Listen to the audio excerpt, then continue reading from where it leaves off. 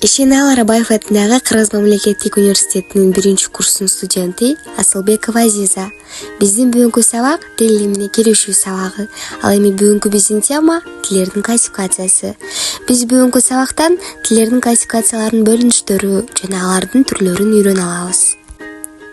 Тил илиминде тилерди классификациялоонун негизги 4 түрү бар.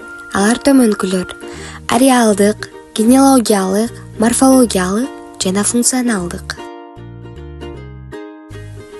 Ареалдык классификация дүйнөнүн тил картасын, ар түрдүү өлкөлөрдүн тилдик мүнөздөмөлөрүн, ошондой эле жеке бир тилдин же тилдер группасынын таралышын классификациялайт.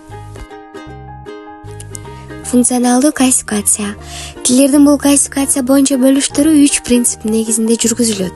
Алгачкысы тилин өзүн жараткан эл, улут менен байланышы. Кийинкиси тилдин коомдогу аткарган функциялары. Соңкусу болсо тилдин өзү тейлеген улут, эл жашаган аймактан башка жакка таралышы болуп саналат. Тилдин өзүн жараткан эл менен болгон байланышы боюнча анын негизги 3 түрү белгиленет. Алар уруу тил, жалпы элдик тил жана улуттук тил.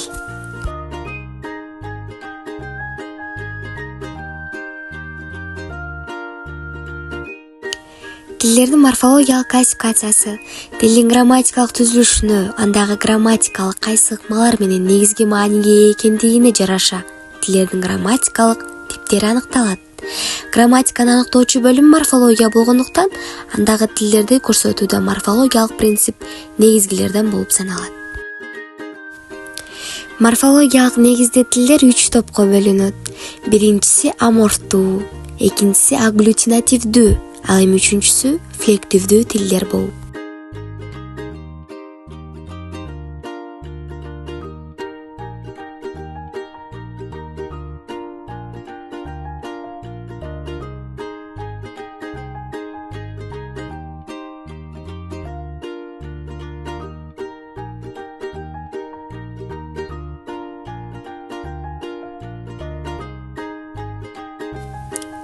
Тилдердин морфологиялык классификациясынын жогорку үлгүсүн универсалдуу же толук максатта чечилген деп саноого болбойт.